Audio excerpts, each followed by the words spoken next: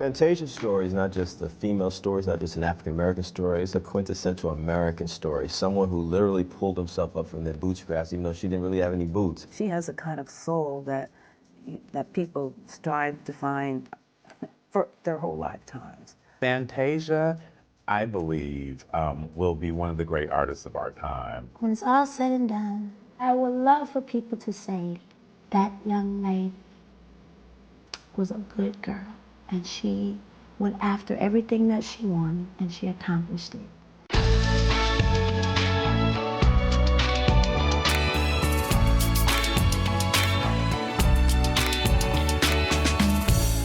For American Idol winner, Grammy-nominated recording artist, Broadway star, and working mother, Fantasia Barrino. Life did not begin as a fairy tale 25 years ago in High Point, North Carolina. We wasn't poor. We didn't have the best. But my mother and my father always made it work for us. Though money was tight, the close-knit family was rich in faith, gospel music, and each other's love. We come from a real singing family, very, musical background. I started singing when I was 5 years old. So all my life I was always on the road doing gospel. The moment that she opened her mouth and started to sing, she had this big vocal, huge for a child. When I first started singing, it was because my father had put a mic in my hand and told me what to do. Sing this song, I want you to sing it good. She would sing the lyrics that the small kids would sing. Then she could sing the church song. People would always prophesy to her and minister to her and, just give her words of encouragement that she was gifted and that she could really go places with it. I realized that that was what I was supposed to do when we were at a service. And the people began to cry and were moved. And this older mother comes up to me and she says, "Baby, you touched me. You are truly anointed for this." And that's when I knew that that's what God had, it was destined for me to sing and bless people through my music. Despite the joy she found in church and in singing, Fantasia's childhood was often filled with pain and sadness. All the time I would be teased for my lips because my lips were the biggest thing on my body. I was a skinny little old girl. One day I asked her, "Why are you being sad?" And she said, "Because the children at school picks at me and they saying, 'Your lips, you got big lips.'" I said, "Well, don't be sad about it. Just tell them that everybody's lips can't be the same." My mother and my grandmother used to always say, "The lips are big because you're a singer. Thank God for that, and you sing beautifully." But when you're that young, the way Mom and Grandma seen it, it really wasn't, I didn't see it that way. I just knew that I was being picked on. She would cry and say, "I don't look like them, and I'm not pretty," And I would tell her, you are beautiful, and God has gifted you, and you just got to take what He's given you and work with it. Fantasia's insecurities haunted her into her teen years and worsened after she suffered sexual assault in the 9th grade. She was on her way home one afternoon, and this young man stalked her. I went up to her room. Her room was upstairs about 3 o'clock in the morning, and I said, "Okay, cut on the light." I said, "Okay, what is it?" And she sat up and she said, "What?" I said, "Something is wrong," because I picked it up. And she began to cry, and she broke down and began to tell me then. I don't like to say I asked for it because nobody asks for anything like that. This young man was an athlete at school, and of course, like any other mother, I tried to get the authorities involved. It never went where I wanted it to go. At that time, the person was a very popular person, so I think it was more so shying away from the incident to protect the identity of that individual, scared of what people were going to think about her because of who the person was. That can scar you for life. That can make you not ever want to be touched by a man again. I really didn't want to believe it, but when she come over and sat down and said, "Grandma, it is so. It is so." Something I don't really talk about that much anymore, unless I meet other women who've been through that. And that's when I'll pull them to the side and I'll begin to speak on how it happened to me and how I felt about it and how I came out of it. After the assault, Fantasia continued to feel hurt and shame. In the 9th grade, she dropped out of school. Once this happened and it gets out, and it's like shame come over you, you don't want to be among the other children.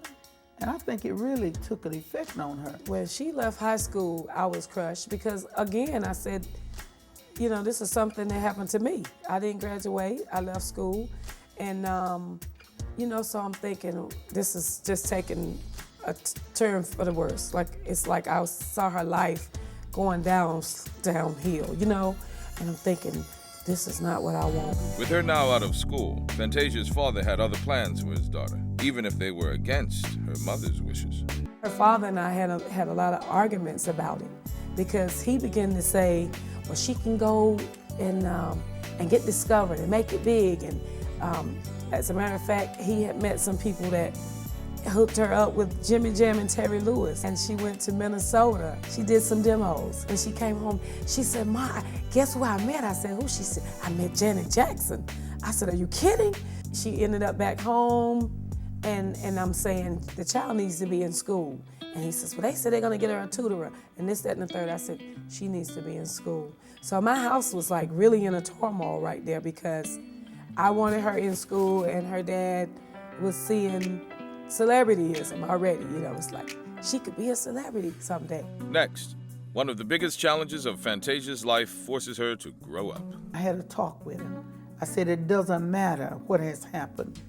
Get up, shake yourself, and let's start all over again. And that's what she did.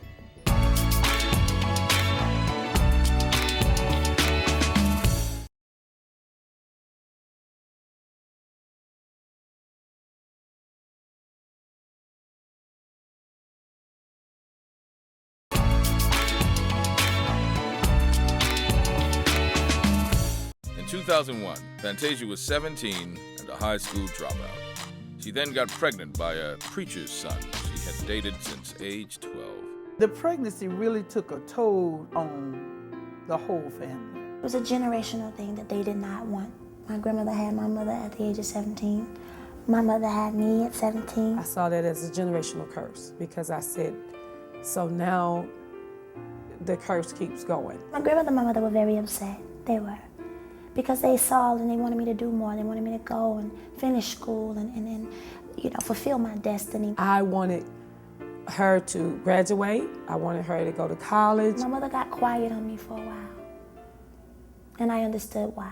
I just needed time to try and digest all of this. I'm like, wow, she's so young. I understood that I hurt them.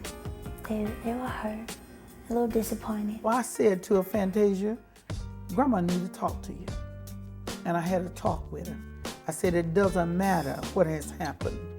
Get up, shake yourself, and let's start all over again. And that's what she did.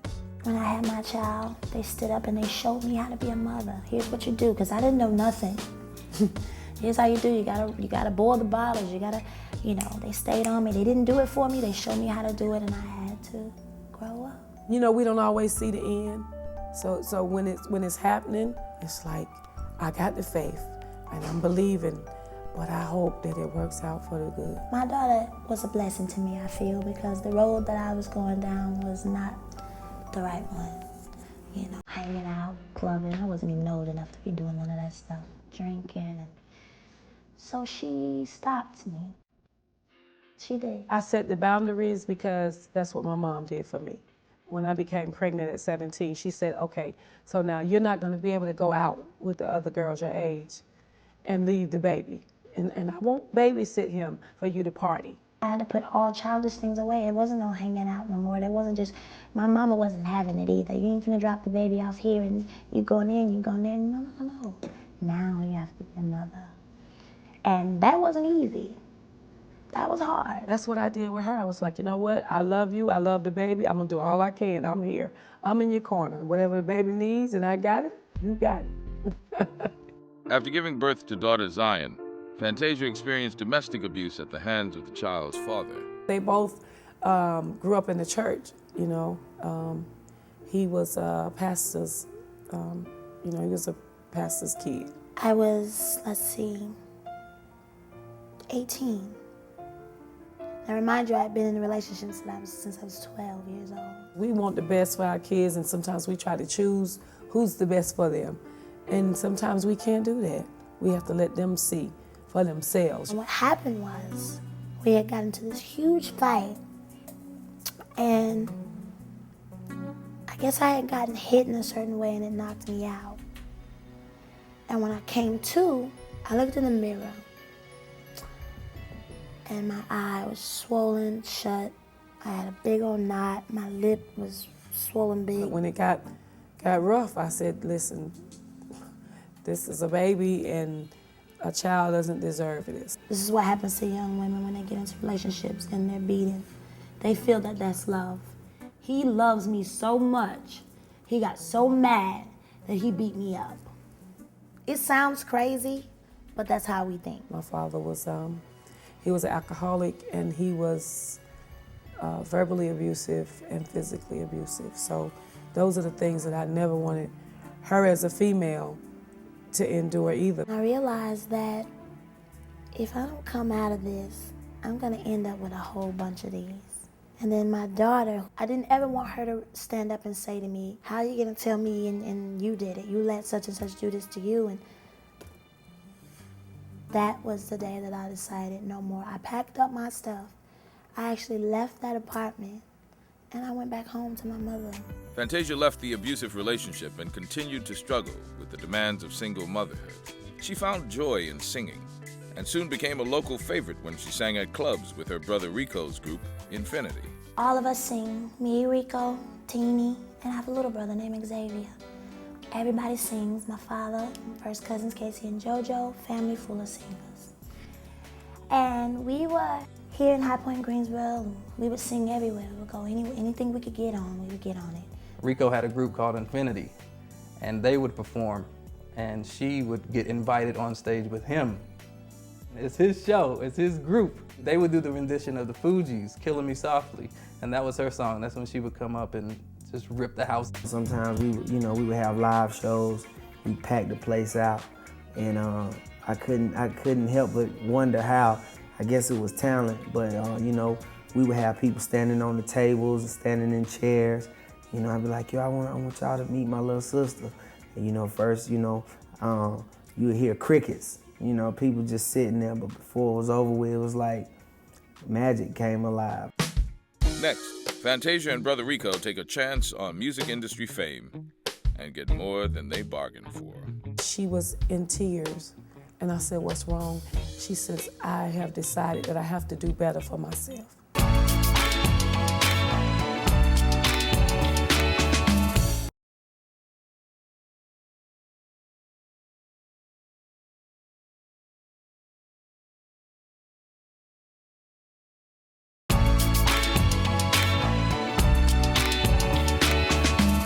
In 2003, Fantasia and older brother Rico drove to Atlanta to try out for the third season of American Idol.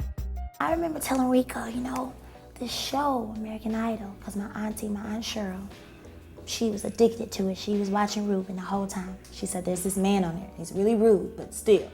She was talking about Simon. She said, you need to go. And I called Rico and I said, we should go together. I'll never forget the night that I went over to her apartment and she was in tears. And I said, what's wrong?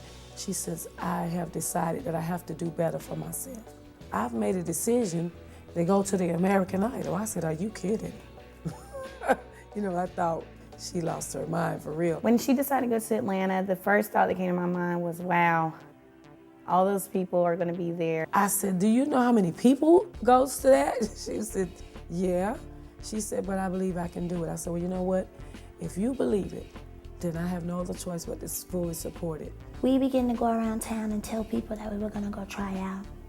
And everybody in High Point, Greensboro gave us money. Everybody was rooting for us. So we had enough money to make it to Atlanta with gas. We had a hope and we had a dream. It's like preparing for a big game. But the big game for Fantasia and Rico almost never happened when they showed up late for their audition. We still hadn't tackled that whole thing of being on time. They shut Atlanta down. They weren't even gonna let her in. And my pops probably said the best thing he could have ever said. He got on the phone and he was like, well, what did you go down there for if you're gonna give up? Sometimes you got to put your pride aside and let God use you. And you tell him, if you have to beg, you go tell him, look, I'm supposed to be in there because it's destined from God for me to be in there. We went back to the stadium, but it wasn't anybody there. We didn't know how we were gonna get in or nothing. I was kind of sitting there like, I had my head down, and I don't know if it was an angel, if it, you know, I want to say it was God, but you know, somebody came to the door, and the dude let her in. You know, from then on, she just rolled, man. She did her thing. Before you knew it, she was on the field, and I was just watching her do her thing in amazement, like always. Like I knew she had it. Fantasia made the cut in Atlanta, but her brother Rico did not. She headed to Los Angeles alone, where she competed with other American Idol hopefuls. Everybody's watching. The grandmothers, the grandfathers, the kids. I wanted to give everybody something. I wanted to catch everybody's attention. Here was this woman with raw talent. You know, she had a voice and a conviction, and she just came on that stage and claimed it. I happen to be a huge Mary J. Blige fan, so I saw so much of Mary in Fantasia, and I just thought, like, if this is what American Idol's about, then I can get behind it. She has the brutality and the beauty of like a Bessie Smith mixed with Aretha Franklin, mixed with Billie Holiday with a little bit of Patti LaBelle in this new package. I was fearful of what might happen. You know how sometimes young people do something like that and they don't make it, and then it takes a toll on their lives. By the time she got to California with the other idols, I knew, you know, even if she doesn't win, she's going to be successful. By week 4, Fantasia and Diana DeGarmo were the first 2 contestants to make the top 12 finalists on the show. Yet in spite of her mesmerizing voice, Fantasia endured harsh criticism from many who felt her background did not fit America's ideal of an American Idol. How can you be an idol with you're a single mother? How can you be an idol? You never graduated from school. There was so much controversy over, could she be an American Idol? Black single mother equals failure. And it's an image perpetuated not by the Black community, but by the community at large. To me, she is the average American. When I look for America, I look in her face. They wanted to know, how can I be an idol? And I was a young mother, and I didn't have my diploma, and I didn't quite speak like I should have. And I was just a country girl that went on the show and never did a competition, and I was just being myself. She always felt like she was the last in everything. She never felt like she was good enough for a lot of things. She didn't feel pretty enough. So she always felt like, well, anybody will get it before I will. She represents so many young Black girls all over America and all over the world. There she was, bold and brown and round and fierce and honest. I was the idol for those mothers, for those young ladies who had messed up and fell by the wayside and had a child at a young age and dropped out of school. I was the idol for them, showing them that regardless of what you've been through, you can still pick yourself up and go on and do what it is you want to do. Don't let that hold you back. Fantasia gathered her courage and endured the criticism. By week 8, with the 12 finalists named, the contest had heated up, and Fantasia faced stiff competition from Jennifer Hudson, LaToya London, and Diana DeGarmo. She just kept going no matter what people said about her or what things didn't happen for her or things that did happen for her. She pulled herself together, she worked harder, and she listened to the judges and took their advice, and then people started to campaign. I think a lot of people started tuning into American Idol because of Fantasia. She really had to climb and keep getting knocked down. I was catching hell, and I didn't want that anymore. She rose, and I think that is the greatest American story there is, and that is an icon, not just an idol. Determined to win over her critics, Fantasia shocked the audience with her raw, powerful, and magnetic, straight-from-the-heart rendition of Gershwin's bluesy classic, Summertime, from the opera Porgy and Bess. I couldn't find a song that week. I could not find a song. Everybody had picked the song. My time was almost up. I needed to find a song quick. And when I listened to the words in Summertime, I said, I'm gonna do this one. This is gonna be the one. She said, you sure? I said, yeah, her name is Bird. I said, yeah, Bird, I'm gonna do this one. And I said, when I do this one, I'm gonna go out with my shoes off. I don't want a whole bunch of makeup. I don't want a whole bunch of jewelry. I want them to see me for who I am. Summer.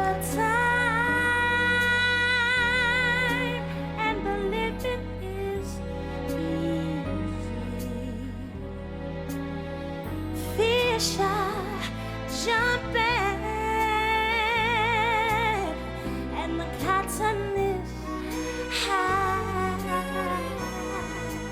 After, I remember looking up and everybody was mute. And I was crying. And so were the people in the front row. At the end, like there was this moment of just everyone being stunned for a second, and then the roar of the crowd. And I remember being home like, ah, clapping. I don't think you've ever put those lips to better use. And I knew then that this was a song to show the people that, yeah, I made some mistakes. Yeah, you know, I fell down, but I got back up. My gift, this is what I have to offer. Fantasia won over the audience and the critics. In May 2004, America crowned her their newest American Idol. I was so happy because it was so well deserved. I mean, she has an awesome voice. And so I knew she was gonna just soar. I knew, you know, she was gonna make an incredible album. The night she won the American Idol, it was amazing. It was unbelievable. I had a few tears came, then I said, I told you you was gonna do it, and I called her and congratulated. I wasn't in LA at the time, but I watched her from the television and I knew what I said. There you go, you did it. We were at the church and we were all happy. Even from the youngest down to the oldest were up on their feet and jumping. 65 million people voted on the night that you won. I mean, that's more than folks voting in most election years. Next, after winning American Idol, can Fantasia sustain her 15 minutes of fame?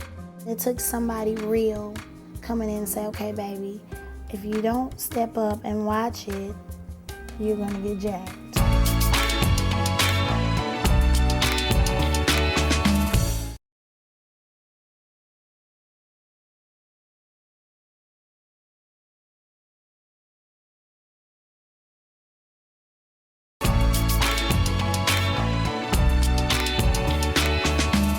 Fantasia's American Idol win earned her a recording contract with J Records, headed by the famed record producer Clive Davis, the man behind the success of singers like Whitney Houston and Alicia Keys. Well, Clive actually came to see me before I won. You know, they come, it was top 3, and they let you know whoever wins, you'll be signing with Clive Davis. It's an honor to me to be with such a powerful man. He has the ear, and he loves soul. They weren't trying to make Fantasia perfect. I think it's one of the only artists that Clive did that he was not trying to make perfect. People bought into who she was via American Idol, and it worked. It was a learning process. You know, yes, I've been singing all my life. Yes, I have been in the studio, you know, doing the gospel thing with my family, but I'm always willing to learn. Sometimes, you know, the live feeling, when people are live and constantly feeling it, the energy from the crowd. So their performance level is on an all-time high. Fantasia's in the studio is the same thing. When I went into the studio, there were certain times they would call me and say they wanted this, or Clive would call me and say, I'm sending you back because I feel like you can give me more, or I feel like you can do this. And I would never catch a tube because I was like, hey, I'm up for the challenge. Let me go back and see if I can do that. Fantasia is that rare artist who gives you the grit of a gospel artist, like a Shirley Caesar or Clark Sisters. She gives you the soul of the Queen of Soul, obviously, Aretha Franklin or Mary J. Blige. And then she gives you the pop of Whitney Houston. With Fantasia, you really feel the trials, the triumphs, the tribulation. You feel it in her music. I'm very passionate with my music, and when I begin to sing, that's where I release and I let off some of the dead weight or things that I'm carrying. The album went platinum and earned Fantasia 3 Grammy nominations. I couldn't let down my guards and feel like I've made it now. I knew that I still had some proving to do, especially when you come from a show like the American Idol. But despite the critical acclaim of Free Yourself, there were no wins for Fantasia on Grammy night. After the Grammys, when I don't win, you know, of course I'm a little upset, but I still put a smile on my face because I'm there. And I was nominated, you know. I was nominated. That makes me feel great. The success of Fantasia's record and the rapid pace of her achievements created unanticipated trials and frustrations for the singer. Her poor management and other professional relationship decisions cost her money and opportunities. I had a management, I had a lawyer, I had an assistant, I have all these people who have my back. I'll let them take care of all that stuff. When really, in the end, nobody was taking care of it. It went from me doing a lot of shows to not doing shows at all. It went from me having a certain amount of money in my account to me not having as much. Because of her managerial decisions in terms of people around her, she hasn't quite hit that plateau yet that she can hit with the right management. I do think that Fantasia was taken advantage of in an integrity sense, where a lot of individuals in the game will see that you have an individual such as Fantasia that is very green, very naive to the industry, as well as young. Fresh coming in the game, coming from the Idol, oh, she don't know nothing. We can get over on her. You've got to have very seasoned people around you, and you can't assume because you're on American Idol that this music industry is just going to roll over for you. I ended up firing some people, but then they claimed to fire, like it turned around and backfired. They said they fired me. Of course, that's what came out in the press, but how can you fire me when I was paying you to do the job? Just 1 year after American Idol, Fantasia not only dealt with challenging business relationships, but found herself once again in a storm of negative publicity after the release of her best-selling memoir, in which she addressed her challenges with reading. That was another thing that they just blew out of proportion. Oh, she's illiterate, she can't read, she's a dummy, oh my God. I dropped out of school in the 9th grade. I don't think I would have made it to the 9th grade if I was plumb dumb. It became such a big thing because America loves to glob onto controversy. I would be watching the TV and I would watch and see how some comedians would crack their jokes, or people on the news thing would say little smart things, and your words, I know now, can't break me or stop me, because you tried that on the Idol and it didn't work. What makes you think now it's gonna work? It's not gonna work. It only makes me fight harder. It became a really positive thing because I think a lot of people were able to admit it, their own illiteracy or their own trouble with that area, and I think it became more mainstream that it's possible that somebody would be talented and beautiful and all these other things, and also not be highly literate. I'm doing a VH1 show right now, allowing them to watch me and get my diploma, to show people that, no, I'm not a dummy. I just dropped out in the 9th grade. That was on my own choice. And then I'm putting it out there to tell the young people that you need your education. 2006. Next, a dinner invitation for Fantasia leads to the opportunity of a lifetime. But does she succeed? Scott called me while I was at home. I guess I was taking too long. And he says, okay, listen, Oprah. Now you got Oprah waiting.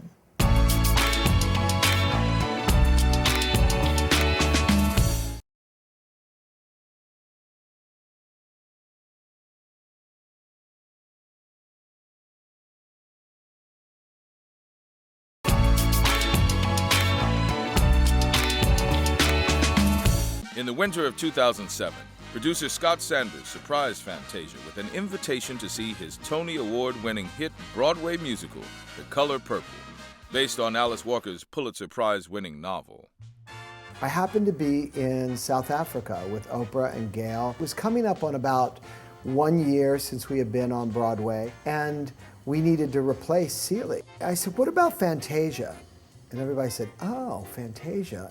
And we all sort of looked at each other and we said, she is Celie, isn't she? Being born and raised in North Carolina, we don't really get a lot of Broadway plays. We're not raised up on Broadway. I'd never seen a play before. We had no idea that Fantasia had never seen a Broadway show in her life. So I said, does she have Tuesday night free? They said, yes. I said, we'd really like to have her come see The Color Purple. I was blown away. I remember crying and looking around the room trying to figure out if everybody else was. So we go to dinner and I said, Fantasia, I'd like you to be our next Celie. You want me to get up and do that? I'm not sure. And I picked up a piece of paper and I had the sign that said, The Color Purple starring Fantasia as Celie. And she says, you know how to talk to a lady, don't you? I asked him to give me some time to come home and think about it, pray about it, because once again, I don't like to do nothing if I can't relate to it and give my best. And I said, look, we will help you every way we can. Scott called me while I was at home. I guess I was taking too long. And he says, okay, listen, Oprah. Now you got Oprah waiting. She thinks you're our Celie. We need an answer. We need an answer quick. Miss Oprah called for me this obviously is something I have to do. But given Fantasia's lack of theater experience, many doubted she had any real chance of succeeding as Celie in The Color Purple. Most of the cast, when they called me, it was kind of like, oh shoot, they're just calling in another celebrity to sell some tickets. What is she gonna do? In the theater, we all know why producers go with pop stars. They're trying to bring a different audience to the Broadway stage. I mean, to the Broadway community. There are a lot of people who've been doing this for a lot of years that work hard to try to get those roles, and you think, well, this person has never probably even thought about doing theater before this. When they told me they were casting her, I thought, well, here we go. Well, we're gonna find out if she has the chops to do this or not. There were definite doubts because I had never seen Fantasia act. And, you know, actors like to think of real actors, you know, coming and, you know, doing the roles. So I didn't really know what to expect. The basic ethics of a theatrical person are so different than the way R&B or pop singers, you know, work. So I was like, going, girlfriend, this is gonna be a little bit tough. But the girl who had never seen a Broadway show quickly won over the critics. The New York theater critics are not easy. They are not easily forgiving. And she just blew them away. We were shocked. I mean, they just fell in love with her immediately.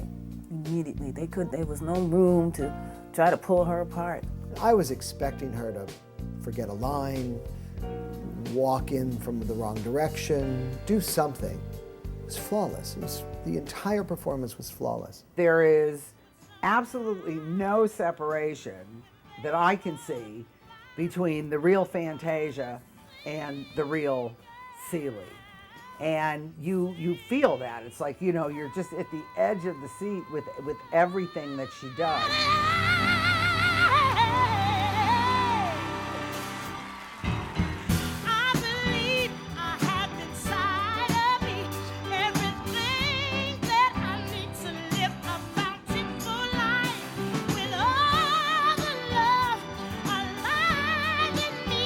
She's never done theater before. And she came into it with such vigor and such excitement. And she worked so hard that it inspired me. It inspired all of us. I really admire her tenacity in terms of trying to really be the character. It's just been a joy working with her already because we have chemistry as sisters behind the scenes. So on stage, it just comes across naturally. Loving who I really am. I'm beautiful. And I'm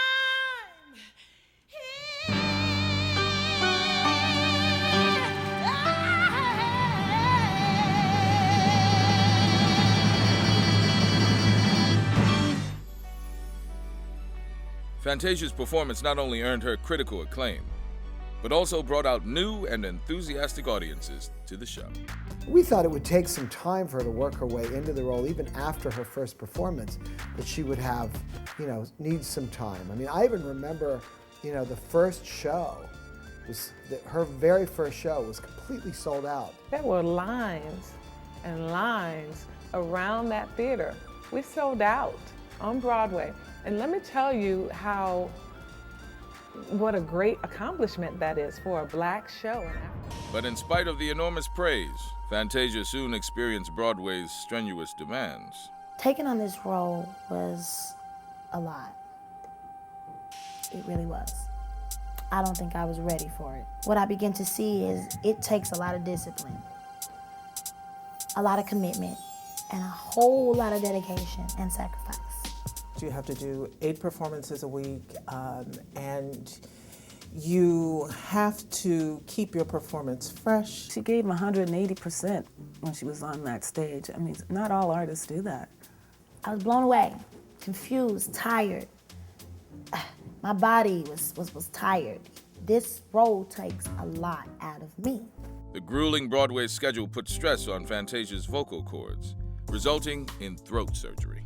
This forced her to miss a lot of shows and gave fuel to the press to once again ridicule her. Fantasia, would talk to me, and she was like, I'm tasting blood on stage at night. I'm just so tired, I'm so exhausted.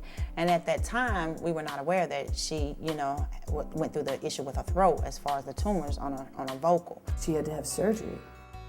And here's, she had the opportunity to be in The Color Purple on Broadway. So I think at a young age, she's discovering, with great opportunity also come great challenges, and you have to be able to manage through all of it. In 2009, Fantasia toured with The Color Purple and stopped back home in North Carolina for the tour's production in Greensboro. Coming home from Broadway in Greensboro, once again, we are not used to that. I was so excited that they would get to be a part of that they would get to see that. People who couldn't afford to get on the plane or get on buses and come, some of the older mothers that had watched me grow and had watched me ever since I was a little girl could come and they could see it. I was so excited. 2009 was also a year in which Fantasia made big changes in the management of her career. Started noticing that as opposed to going upward in her career, that she was declining. So I started to talk to Fantasia on a one-on-one and tell her some things that she needed to look at and take notice of so she could take control of her career. He had been calling for me for about a year, trying to book me for shows when my management at the time wasn't getting any shows. Fantasia used to adamantly and aggressively call me and she said, I want you to manage me. And I would tell her no. He says to me, baby, I don't know. Let me pray about it because I don't like to do anything if I can't commit my all to it. So let me think about it and I'll get back to you. So I decided to come on board, do the absolute best that I could, and work behind the scenes as well as front of the scenes to get her back on the page and the map where she should have been. Yet as important as success in the music industry is to her, it is her faith in God, motherhood, and family that Fantasia values most. I want to be the best mommy I can be. So it's just been me and her for 8 years. I've been toughing it out. She helped me, I say, because who knows where I would be right now. She's on the road. She's constantly saying, where's my baby? I want to bring my baby. If it's not but one day, if it's not but a half a day, 2 days, or whatever. Sometimes I think she feels like, while I'm not with Zion enough, because Zion calls me mama and her mommy. So, and she says, I have two mamas. No. As she looks to the future, Fantasia contends that marriage and more children may have to wait as she pursues a career that includes a VH1 show, a third album, and a life many see as promising and bright. She's clearly a very hardworking young woman with a lot of talent. She seems to know the right people. On top of it, she's extremely beautiful. As long as she keeps working and taking care of her voice, I think the sky is the limit. Realize that if Fantasia wants to put her mind to something, she can do anything she wants. A high school dropout and teenage mother who rose to become an American Idol, Fantasia has proven that she is not only a gifted singer, but a multi-talented, Grammy-nominated performer, Broadway star, and an inspiration to many. She is truly one of today's leading women. Fantasia's story is not just a female story, it's not just an African-American story, it's a quintessential American story. Someone who literally pulled himself up from their bootstraps, even though she didn't really have any boots. She should be a hero for every young black woman who's out here and wanting to choose herself rather than letting somebody else choose for them what their story is going to be. She chose her story and wrote her story. Fantasia, I believe, will be one of the great artists of our time. I want to be a real person. I want people to be able to say, that's my girl. That's all. I don't need a big title. Just, that's my girl. I like Fantasia.